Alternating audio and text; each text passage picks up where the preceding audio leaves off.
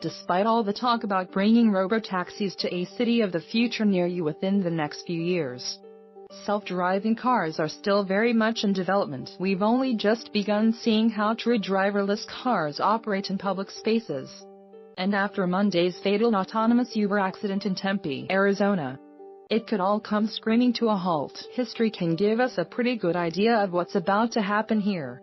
Apollo 1's command module caught fire and killed all 3 crew members. Congressional inquiries were launched, and every inch of the fledgling Apollo program was put under scrutiny. The whole thing could have fallen apart if not for the determination of President Johnson, Gene Kranz, and those who re-engineered the living hell out of the Apollo command module. Fatal accidents or the threats thereof struck the U.S. space program several times thereafter.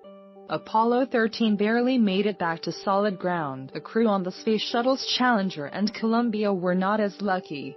Each time, the future of the space program was brought into question, but invariably, we soldiered on. Uber has been using a fleet of Volvo XC90s for autonomous infrastructure development. This is the first moment like this for autonomous cars. A car has never killed a pedestrian while operating in autonomous mode before, so we're treading new ground as every minute passes. There could very well be congressional inquiries into how fledgling technology is being implemented in public spaces, because safety concerns will be at the forefront of this conversation from now on. Until now, most folks have been too caught up in the idea of the future to stop and think about the present. Perhaps we've all been complicit in urging all companies to push unfinished technology to the public because of the benefits that we perceive will come as a result.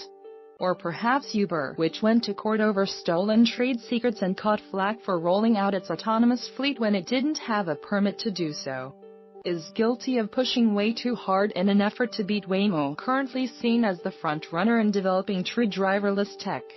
If tech companies and automakers aren't careful, haste could very well shelve the entire autonomous program for years, or end up shoving it behind a wall of regulations so onerous that any potential payoff from a business standpoint begins to evaporate.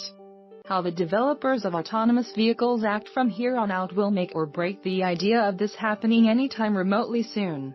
Let's make sure we still get to the moon.